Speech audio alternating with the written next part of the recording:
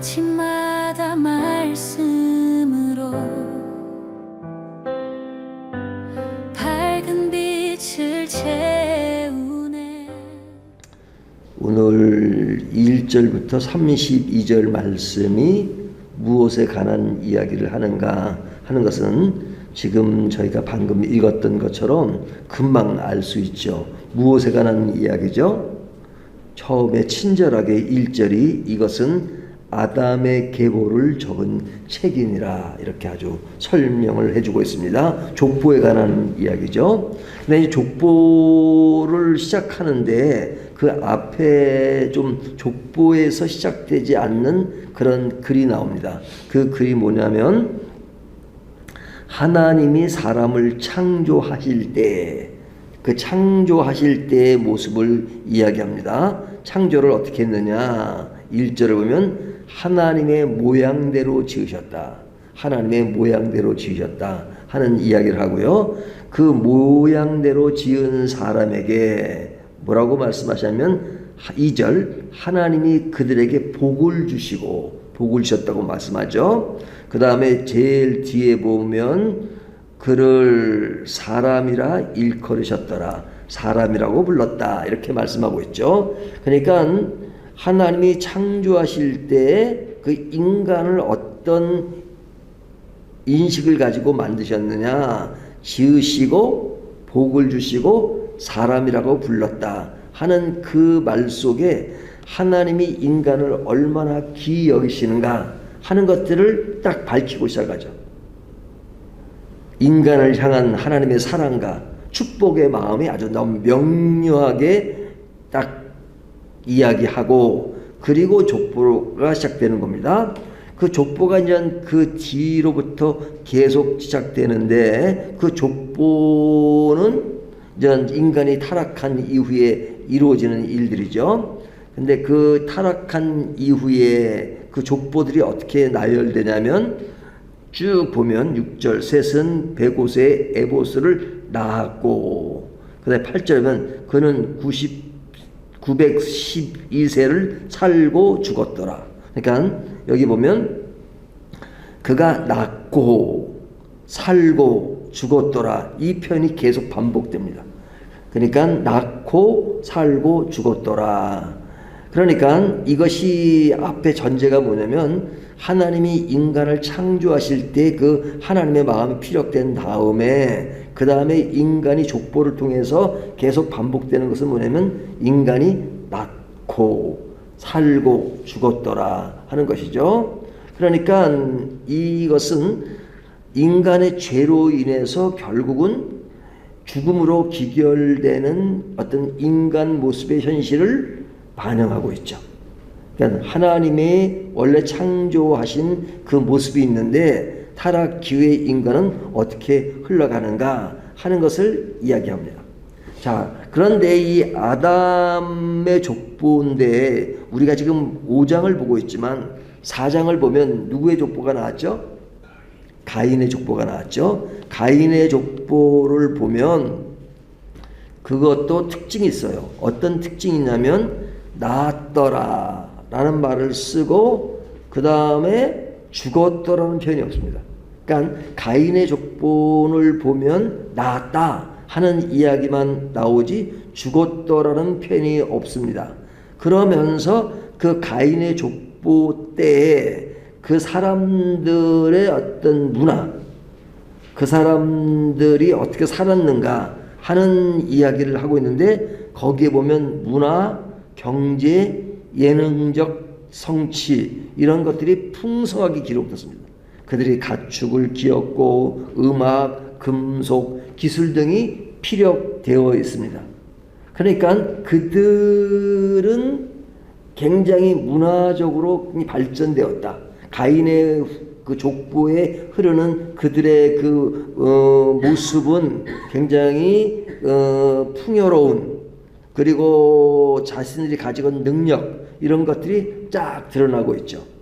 그러면서 그 안에 어떤 내용을 담고 있냐면 라멕의 살인, 그 살인을 자랑하는 모습이 나오죠. 그러니까 죄와 폭력이 아주 풍성하다는 말보다는 아주 끔찍할 정도의 그런 사건이 등장하고 있죠. 그러니까 이 모습을 이렇게 종합적으로 보면 그 당시에 문화는 굉장히 발전됐다. 하지만 발전된 문화 속에는 인간의 죽음을 아주 가볍게 생각할 만큼, 살인을 가볍게 생각할 만큼의 그런 시대적 문화를 가지고 있었다.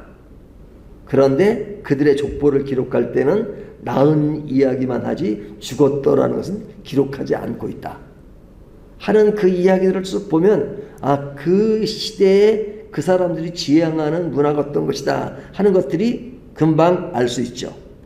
자, 그런 반면에 아담의 족보는 가인의 족보처럼 화려한 성취 기록이 없습니다. 성취 기록이 없어요. 그냥 낳고 살고 죽었더라는 것만 반복이 됩니다. 그러면 이 두 개의 비교 속에 뭐가 느껴지세요?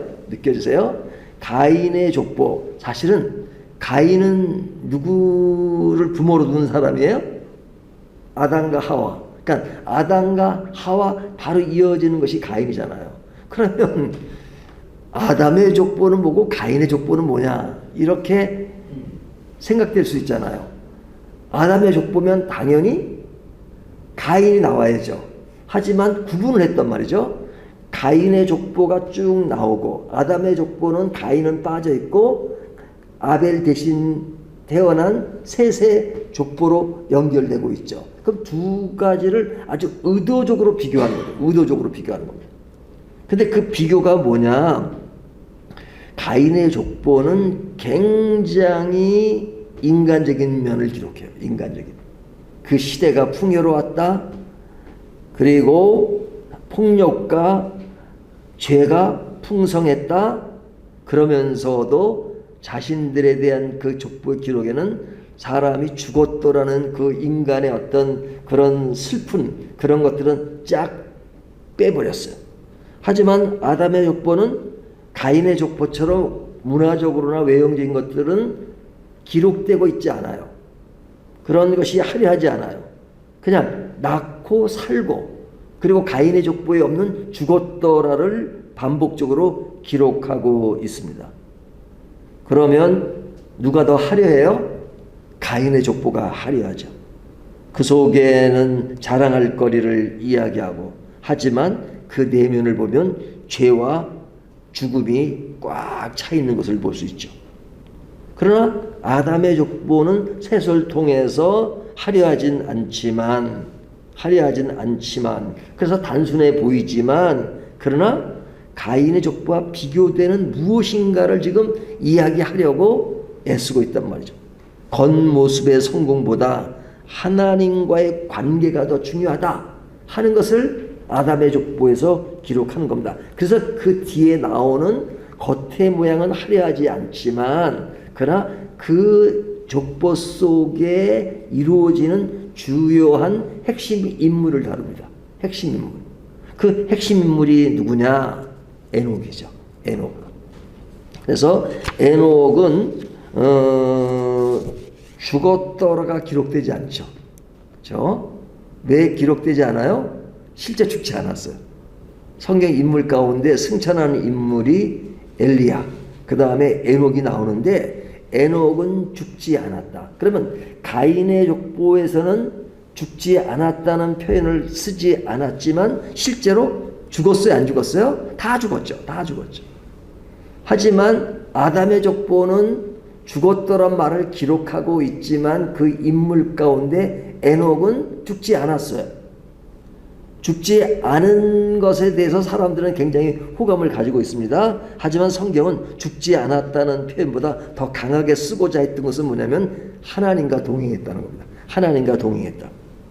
하나님과 동행하다가 하나님이 그를 데려가심으로 그가 세상에 있지 않았다. 이렇게 이야기하죠. 그러니까 그에 대한 메시지는 하나님과 동행하는 삶은 죽음을 넘어서는 생명을 누리게 되는 삶이다 하는 것이 강조됐습니다. 거기에 강조점은 동행하는 삶이 이만큼 중요하다 하는 것을 강조합니다. 가인의 족보는 문화적인 풍성함을 이야기하지만 아담의 족보는 에녹을 통해서 하나님과의 관계, 동행, 이것이 얼마나 중요한가 하는 이야기를 합니다. 그 다음에 이야기되는 사람은 이제 뒤에 보면 누가 나오면 노아가 나오죠. 노아. 그래서 5장 이후의 이야기는 6장부터 7장, 8장은 노아의 이야기가 계속되는데요. 노아라는 사람은 어떤 사람이냐? 너무너무 잘 알려진 사람이죠. 많은 사람들이 심판 속에 있을 때 하나님의 구원이 이루어지는, 방주를 예비함으로 구원이 이루어지는 하나님의 심판 속에서도 구원이 있다는 것을 알려주는 굉장히 중요한 인물로 노아를 등장시키고 있습니다. 근데 에녹과 노아 사이에 앞에 등장하는 또 다른 인물이 있는데 너무 잘 알려진 무드셀라가 등장하죠. 무드셀라는 어떤 사람으로 인식하고 있어요? 가장 오래 산 사람. 몇 세까지 살았죠? 예, 한 10분의 1만 살았으면 좋겠어요. 사람들이 에녹의 무드셀라의 10분의 1만 살았으면 좋겠다, 뭐 그런 사람도 있는데 969에 10분의 1이면 몇 세요? 예, 요즘 또 996세 살아도 또 오래 사는 거 아니래요. 근데 하여튼 906세 산 것을 보고 인간의 수명이 그렇게 1000년 가까이 살았으니까 와, 진짜 이렇게 살았으면 좋겠다, 뭐 그런 이야기를 합니다. 그런데 이 무드셀라 이야기가 나온 것은 사실은 그 에녹과 연결되죠. 그래서 이 말씀은 하도 많이 말씀을 들어가지고 또 반복하기는 그런데 그래도 안 들으신 분들 계시니까, 이 무드셀라의 뜻이 뭐예요? 무드셀라의 뜻이 그가 죽으면 심판이 온다는 뜻입니다. 그가 죽으면 심판이 온다는데 그가 죽으면 심판이 온다는 뜻도 사실은 약간 좀 풀어서 설명합니다. 직역이 아니라, 이게 직역이 아니고 다른 말이 뭐죠? 직역이 아닌 의역, 의역한 겁니다. 그러니까 직역은 뭐냐면 창을 던지는 자라요. 창을 던지는 자. 직역은 창을 던지는 자라는 뜻입니다. 무드셀라는 창을 던지는 자. 근데 창을 던지는 자가 어떻게 그가 죽으면 심판이 온다는 뜻이 되느냐? 그 당시 문화를 알아야지만 알 수 있는 거죠. 그 당시에는 성경에는 뭐 인물이 많이 기록되지 않아서 사람이 별로 없는 것 같지만, 가인이 저주를 받았을 때 만나는 사람들이 많다는 것을 이야기하잖아요. 그러니까 이미 사람들이 많은 겁니다. 근데 이 사람들이 많은 곳에 죄가 풍성하니까 뭐가 있냐면 전쟁이 있는 거죠. 전쟁. 그러면 전쟁을 하게 되면 그냥 그 한쪽이 유리하고 한쪽이 불리할 수 있잖아요. 그런 이제 불리한 쪽은 어떻게든지 방어하려고 노력하죠. 그러면 어떻게 하냐면 이제 최고 그 리더가 딱 그 전쟁에서 장군 같은 사람이죠. 그 사람이 창을 딱 들고 제일 뒤에 있습니다. 그리고 사람들을 내보냅니다. 그래서 저 앞에 있는 사람들과 너희들가 열심히 싸워서 저들을 물리쳐라. 근데 이쪽은 불리한 입장이에요. 그렇지만 이 사람은 불리하지만 창만 들고 앞에 사람들을 내보냅니다. 그러면 앞에 사람들이 진짜 전쟁을 잘해서 물리치면은 그거는 잘된 일이죠. 잘된 일. 하지만 불리한 경우는 창을 들고 뒤에 있지만 앞에 사람들이 죽는 경우가 많습니다. 다 죽어요. 그럼 남는 사람이 누구예요? 창을 든 사람. 그러면 이 창을 든 사람은 결국은 마지막 그 사람이 죽음으로써 전쟁은 끝났다는 거죠. 전쟁은. 그러니까 그 말이 뭐냐면 그가 죽으면 심판이 온다는 뜻입니다. 그 뜻이. 그가 죽으면 심판이 온다. 그러니까 그가 죽으면 심판이 온다는 것은 이젠 그의 아버지가 지어준 것이죠. 그의 아버지가 지어준 이름인데 실제로 무드셀라가 죽었을 때가 언제냐?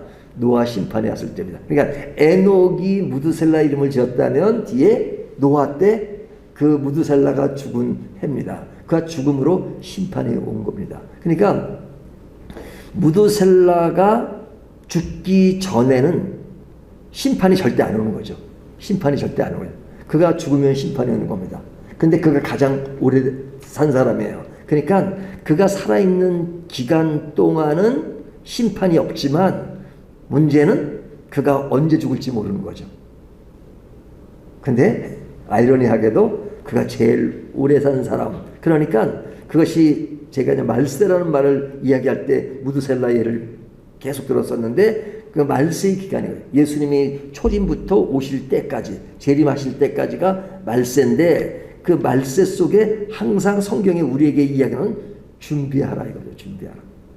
말세를 준비하라. 그러니까 항상 깨어 있어라.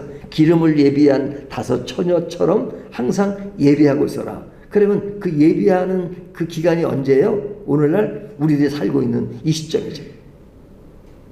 그러니까 지금 가인의 족보에는 그가 외적인 화려함이 있지만 죽음을 표현하지 않지만 죽음으로 가득 찬 것이라면 아담의 족보의 이야기를 통해서 그들은 인간 그대로 죽음에 대한 표현은 하고 있지만 그러나 죽지 않았던 에녹을 이야기하고 그리고 에녹과 무드셀라와 노아의 이야기를 통해서 결국은 항상 시대를 준비하고 그 준비하는 것은 뭐냐면 하나님과 동행하는 삶이 얼마나 중요한 것인가 하는 것을 이야기합니다. 그러니까 이런 하나님과 동행의 관점에서 결국은 노아의 이야기를 통해서 하나님의 구원을 이야기하죠. 하나님의 구원을 얘기하죠. 그렇다면 하나님과 동행할 때 우리에게는 구원이 있다는 것입니다. 자, 이 내용들을 다시 전체적으로 정리하면 인간은 모두 죄로 인해 죽음을 맞이할 수밖에 없습니다. 그래서 낳고 살고 죽었더라 끝날 수밖에 없어요. 하지만 하나님은 원래 인간을 창조하실 때 복을 주시고 그리고 지으시고 사람이라고 부르시는 그 하나님이세요. 그 하나님은 인간이 타락으로 인해서 낳고 살고 죽을 수밖에 없지만 그러나 그 사람들을 회복시키시고 살리시는 하나님의 계획이 늘 있는 거죠. 그런 속에서 하나님이 그런 사람들이 새로운 주님의 길을 가는 것에 강조되는 것은 항상 하나님과 동행해라 하는 것이죠. 하나님과 동행하는 삶 속에 죽음 속에서도 참된 생명을 얻을 수 있다. 그래서 그 샘플로서 에녹을 보여주신 것입니다. 그리고 인간의 장수나 이런 것이 구원이 되는 것이 아니라 하나님과 동행하면서 그 시기를 늘 지키면서 그 안에 깨어 있는 것. 다시 말하면 반복되지만 하나님과 동행하는 삶이 가장 중요한 것이다. 그 동행하는 삶이 죽음을 넘어서는 참된 생명과 소망의 길이다 하는 것을 강조하고 있는 것입니다. 그렇다면 오늘 말씀은 단순한 족보의 이야기가 아니라 족보 속에 신앙이 무엇인가, 믿음이 무엇인가, 하나님과 동행하는 삶이 무엇인가 하는 그런 깊은 이야기가 담겨있기 때문에 첫 시작이 하나님이 족보 자체에 대한 관심, 족보는 그냥 뭐 낳고 살고 죽는 그 얘기예요. 하지만 그 속에 하나님이 인간을 지으시고 그리고 인간을 통해서 하나님의 일이 이루어지게 하시고 그런 인간을 복되게 하셨다 하는 것을 강조한 이유가 오늘날 우리들에게도 똑같은 마음으로 말씀하고 계십니다. 하나님은 우리를 어떻게 보겠어요? 심히 보기 좋은 존재로 만드셨고 복되다고 하시고 그리고 지금도 선한 길로 인도하십니다. 그러려면 우리는 늘 하나님과 동행하는 삶이 가장 중요한 것이죠. 동행 굉장히 중요합니다.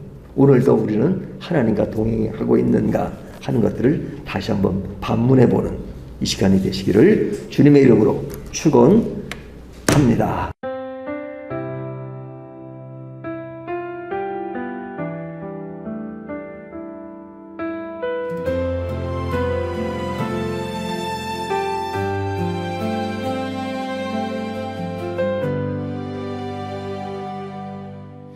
아침마다 말씀으로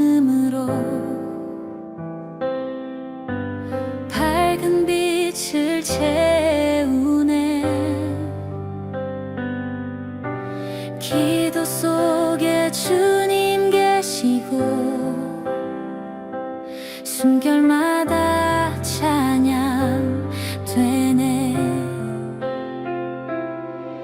밝은 교회 그 이름처럼 세상 속에 예배하리. 그 작은 빛도 주님께서 세상을 향해 비추시네. 우리는 밝은 빛으로 서로를 향해 다가가 한 마음으로 주님만 높이며 사랑 안에 살아가네. 주가 주인 되신 삶으로 매일 예배합니다.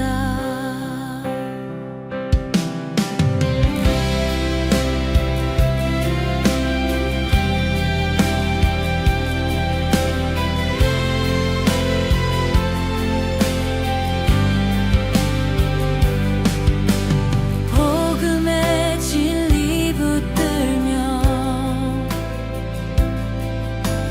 밝은 믿음 새기네. 하나님 나라의 가치로 빛나는 길을 걸어요. 어둠을 밝히는 사랑 성도가 돼